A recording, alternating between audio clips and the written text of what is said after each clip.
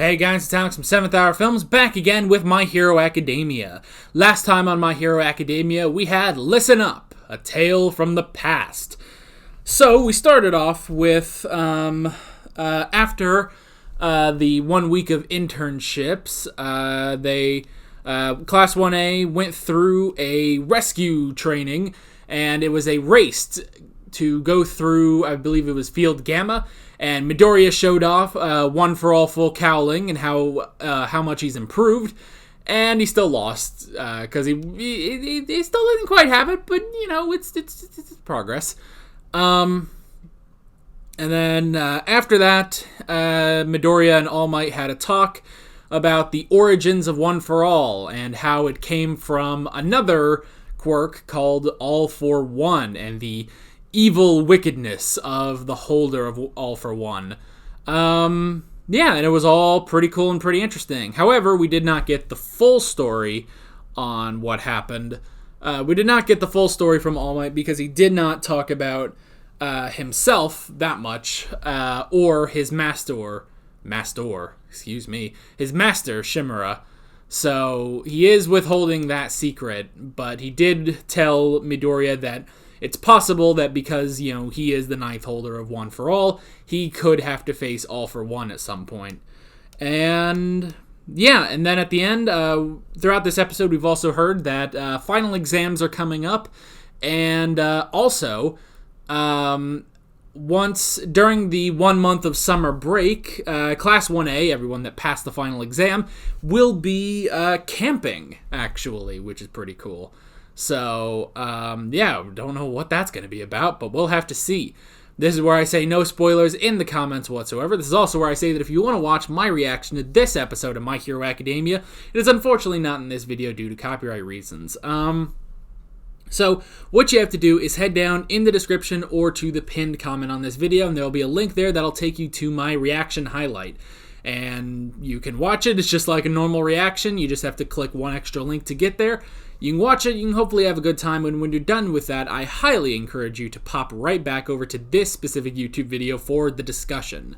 Because that's always important, you know? And with that being said, we might as well get right into this episode of My Hero Academia. Here we go.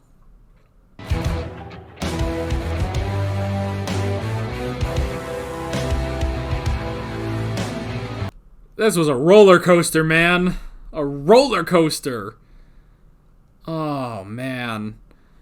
Okay, can I just say, first of all, I'm glad that All Might is going to be in this suit, because we don't see this suit that much, you know? Like, we had his Silver Age suit during the practical, or not the practical, the combat training, and then we had,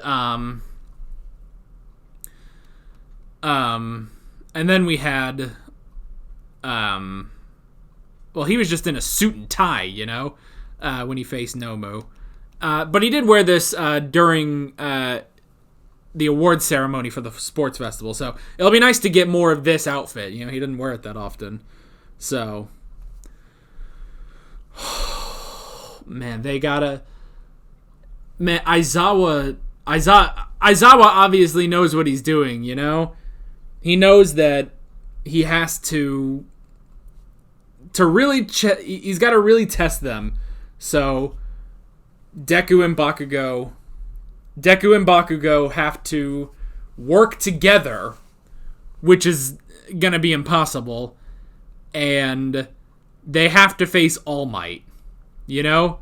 And, you know, that's the thing is, you know, when Bakugo says, you know, oh, you think we need those handicaps? We'll beat you. And it's like, come on. Like, I honestly, because they did have the moment where he was like, you know, we're fighting All Might, you know, because they both said that at the same time. So I would almost think that maybe he's just saying, he said that to, like, I don't know, just sort of keep up that, you know, it's almost like he's having to tell himself, like, no, I can do this. But you gotta remember, Bakugo, this is All Might. This is All Might. How do you beat All Might, you know? Now, and here's the thing is, because there are two different ways that you can win, you know, you can win by either beating the teacher or escaping, basically. So the thing is, I have a feeling that Bakugo is going to want to fight, whereas Deku is going to want to run, and that's going to cause a division between the two of them. I think that's why they set it up that way. And that's the thing, Deku has to know that he has to run away. He's going to have to run away in that fight because he can use One for All at 5% right now. And that's it. 5%. All Might has the exact same quirk and can use it at 100%. You know? And yeah, right now he does have the 50-minute limit, but I don't think their fight's gonna make it all the way to 50 minutes, you know? Because that's the thing, is that's the last time, they mentioned his limit, because he hasn't done anything since episode 1 of this season. So yeah, I'm pretty sure that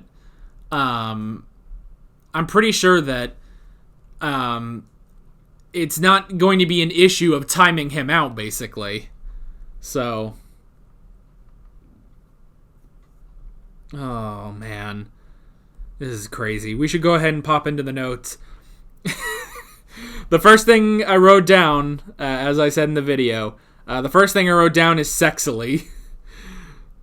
That cold open was hilarious.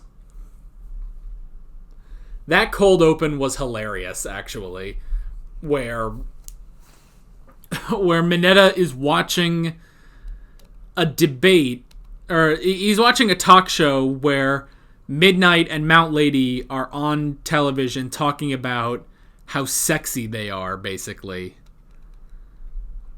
And they specifically talk about Midnight because her debut costume, is like damn, basically.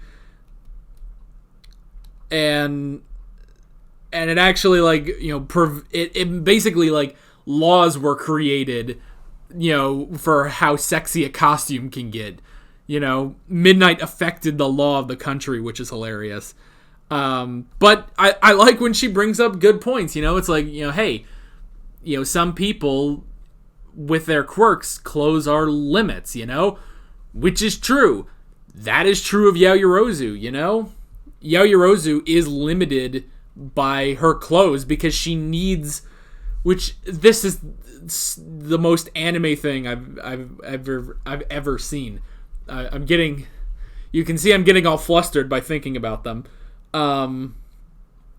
But that's the thing, is she needs surface area in order to create all of her stuff, And with Midnight, her power, her gas, the pheromones that, can put people to sleep, basically, like she did with Bakugo, it's all skin dependent, The declaration of skin dependence. I just thought of that. You're welcome. So, that is hilarious, and I will say it is hilarious that Mount Lady doesn't like Midnight, and she's throwing shade, It's like, oh, you're, you are really beautiful for your age. It's like, oh shit. It's like this is about to be a fight of the ages, Which, how old is Midnight? I don't know. I mean, I suppose she's older than Mount Lady. I would assume Mount Lady is maybe 25. So I don't know how old Midnight is. Which, maybe it's not a good idea for me to ask the question, how old is she, But, I don't know. But see, you gotta, I'm sorry, I go for brunettes, I go for brunettes. Which, granted, like I said, her hair is more like brunette and purple, which is honestly better. My favorite color is purple, so, what do you do? What do you do about that? But, I don't know. I like brunettes. I'm not really, blondes are alright. I'm not saying I don't like Mount Lady, but, I like Midnight. I like that darker hair. Yeah, Yorozu has dark hair, too. Anywho. But all of this, and then cutting to Mineta like praising the Lord and everything, like, you know, with him being just so happy and stuff. That was so funny. And then for it to just immediately go into the cold open, that may be my favorite opening we've had so far. And that had jack all to do with the episode, too. That's what I really love. That had jack all to do with the episode. So, that was funny. I wrote down midterms. So I love that we got rankings of everyone who, like, how they placed with the midterms. And it was funny to kind of watch them go, you know? It was really funny to watch them, like, see who was, you know, who was where. Now, I think our top 5 was Todoroki, Midoriya, I believe, was number 4. And then Bakugo, I think, was actually number 3. So Bakugo was higher than Deku was, I think. I'm going to have to look. Back before all that. Yada, yada. Blah, blah, blah. Fucking Monoma. Talk about him later. Yeah, Bakugo was number 3. So Bakugo scored higher than Midoriya. That's very interesting, actually. So yeah, Todoroki, Midoriya, Bakugo. Then Ida was at number 2. And then trumping them all was our beautiful girl, our beautiful, intelligent girl, Yaoyorozu. That does make a lot of sense, especially, you know, with her quirk being that she has to understand the molecular structure of, you know, whatever she creates. So this girl's pretty intelligent.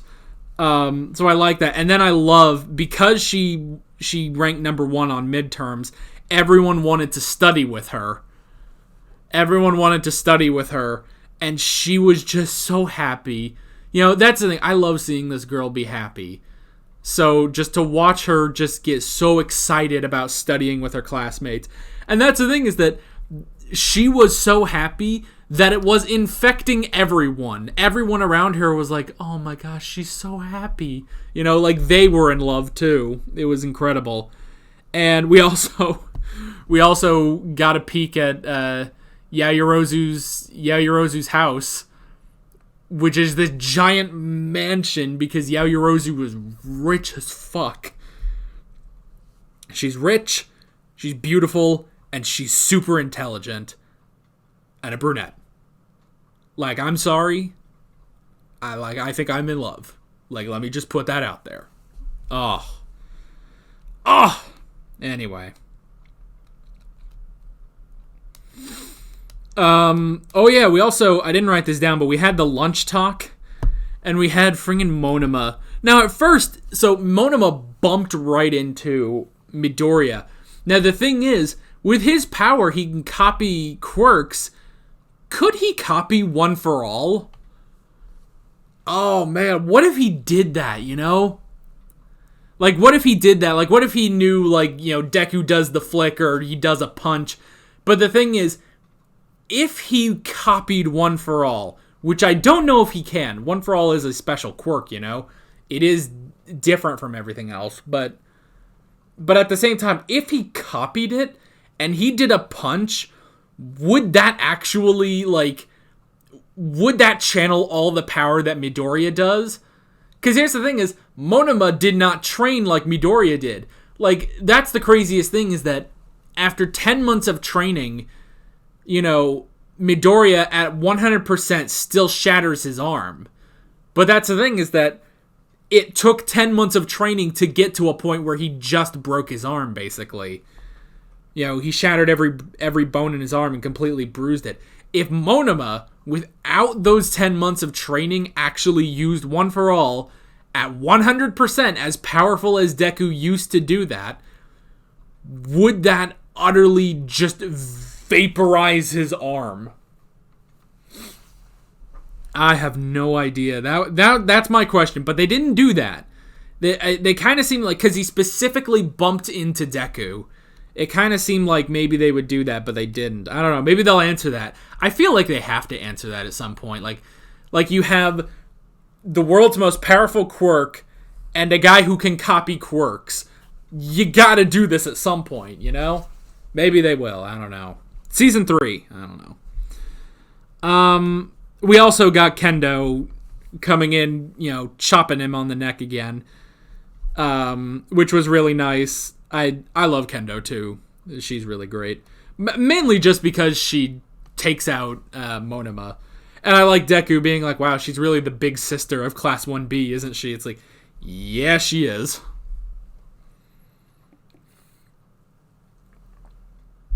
Oh, boy. I wrote down Exam 1. We did get, Exam 1. We got the written exams, which was pretty cool. We didn't really get any results on the written exams right now. The only thing is, you know, everyone was confident. Kaminari and Ashido were confident after Yaoyorozu's tutoring. So, that's good, at least. Let's see. And then we got the big reveal. The practical part of the final exam is going to be a battle against the teachers. 2 students will face 1 teacher. That is pretty crazy, actually. And so, not only that, so we got... I'm going to go back. Now, originally it was going to be robots, but they're just not that good. They need to... And with everything with Stain, they're thinking, you know, how do we prepare for, you know, a bigger... How do we prepare for, you know, big-time villains? So... And it's also interesting that, you know, they're all the teachers are gathered around, and Aizawa is basically, you know, going over the different matchings, and he does specifically say that Deku and Bakugo is because of their relationship, which makes a lot of sense, you know. And then it's not only that, it's not only the fact that Bakugo and Deku have to work together, but they also have to face All Might, which is crazy. So I'm gonna take this back and I'm going to look at these pairings real quick. So, the first one we had was Kirishima and Sato versus Cementos, which was pretty crazy. And we'll talk about that a bit more in a second. Next up, we have Sue and Tokoyami versus... I don't know this guy's name, but the Super Kamikaze Ghost guy. We've got Ida and Ojiro against that guy. That would be pretty interesting, you know, because their powers are quite different. But, Ojiro does get around fast, so he and Tenya might be alright. Oh, this one is going to be interesting. Todoroki and Yaoyorozu versus Aizawa, which is pretty crazy. And, you know, him saying it's like, okay, basically, like, you know, Todoroki over-relies on his quirk, whereas Yaoyorozu can't get a good grip on her quirk in battle. So Aizawa's going to erase both of their quirks and then exploit their weaknesses, which is pretty crazy. But, I mean, that is good because he still has, you know, his capture weapon, you know? He still has his scarf, so that will be good against the two of them, but I don't know. These two are brilliant, so... But this is Aizawa we're talking about, so... And then another interesting one, Uraraka and Aoyama versus 13. We really haven't seen too much combat from 13, so I will be very curious how they do there. But at the same time, like, you know, Black Hole is very powerful, but you obviously know that she's not going to use Black Hole against the two of them. It would kill them. But Uraraka is... She does have combat experience, you know, especially with, you know, taking on Ida in the combat training, as well as, you know, taking on Kurogiri in... even though that wasn't too much in the USJ, so I'll be very interested in that. And also, too, because it seems like the most combat experience, I guess, would be in Aoyama, just because of his quirk being able to do that, but... You know, he's so far up his own ass, he can smell his own nose. That made better sense in my head. I'm thinking like if you go so far like up, you'll eventually reach your own nose again. Metaphor broke. But he's so concerned with himself that he's not really strategizing with Uraraka. Okay, this I want to see.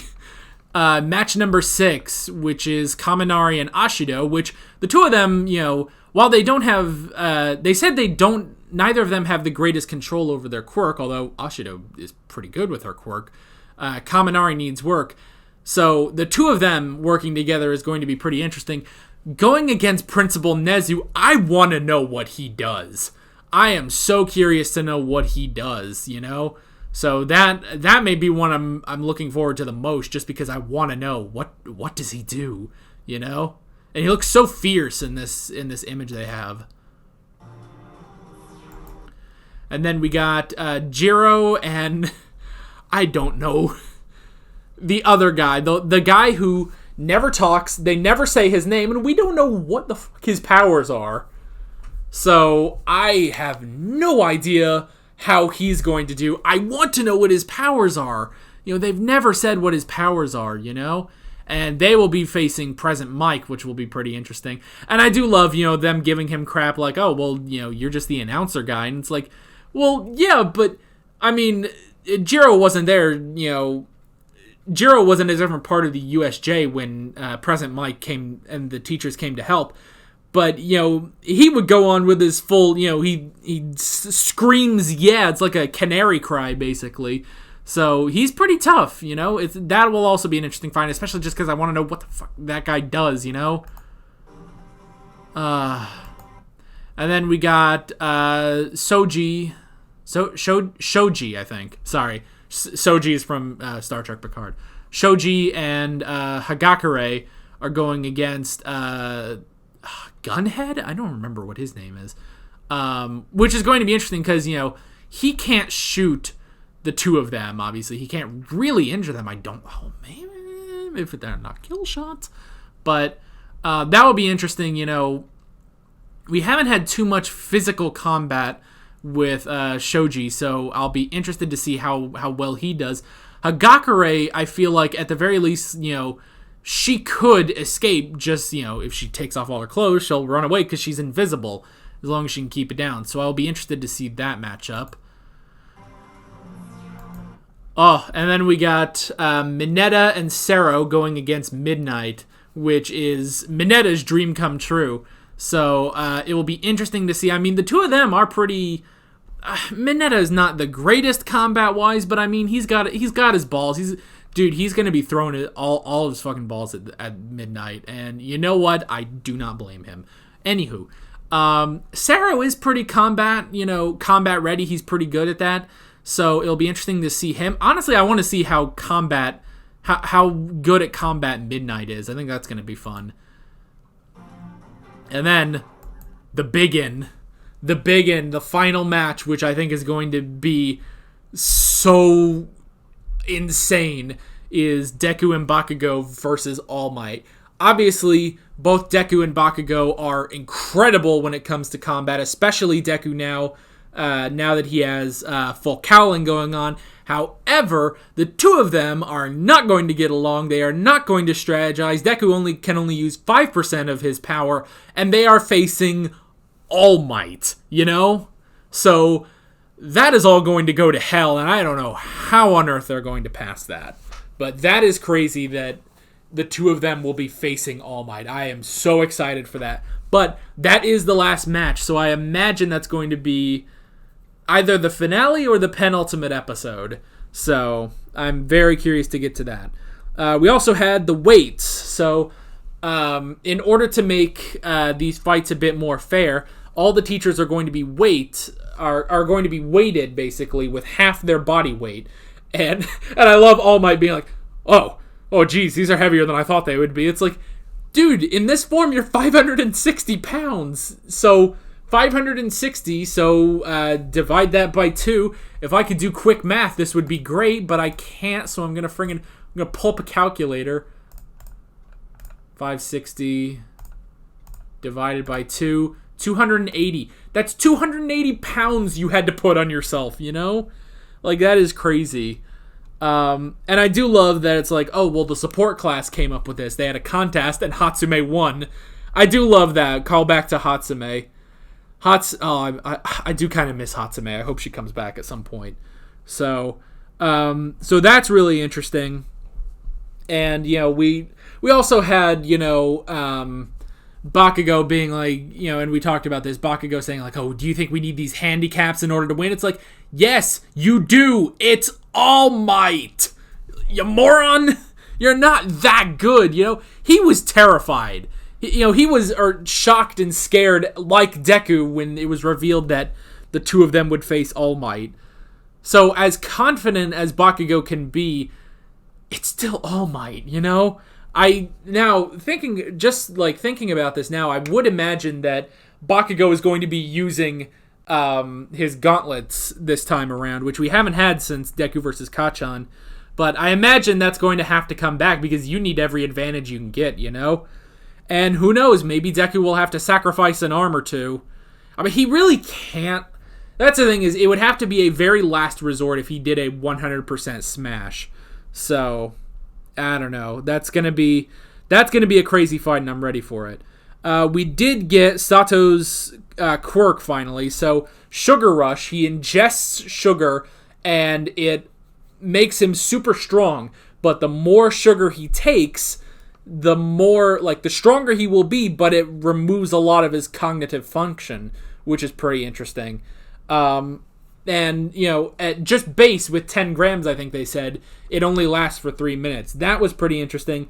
And then, unfortunately, watching the two of them lose to Cementos, that did suck, because they didn't plan this out. Their quirks have limits. Cementos doesn't, though. Cementos can just keep making barriers till the cows come home, whereas they have to keep punching through. There's only so long the two of them can punch through, And then we started on Asui and Tokoyami's fight with Super Kamikaze Ghost Man. And, it would be interesting to see that one because, Tokoyami can use Dark Shadow, and I imagine, that's going to be very useful. And Sue can obviously, jump all around. She can probably, jump and kick them. But they are going to have to, I think they both agree they're going to have to get to the exit. They're going to have to run. So it'll be interesting to see how many teams decide to run instead of try to beat their teacher, So yeah. But that is pretty much all I got. Man, I am so excited now. I am so excited for this last little arc here. This is arc number 3 of this season, which is pretty great, and I am very excited to get into it. But yeah, that is pretty much it. With all that being said, I'm Alex from 7th Hour Films, and I will see you guys next time. Take care. Alright guys, thanks for watching this video. If you want to watch more of My Hero Academia reactions, you can click on the playlist, you can subscribe if you haven't done that already, and be sure you hit that notification bell. You can support me on Patreon and follow me on social media, links below in the description. See you guys later.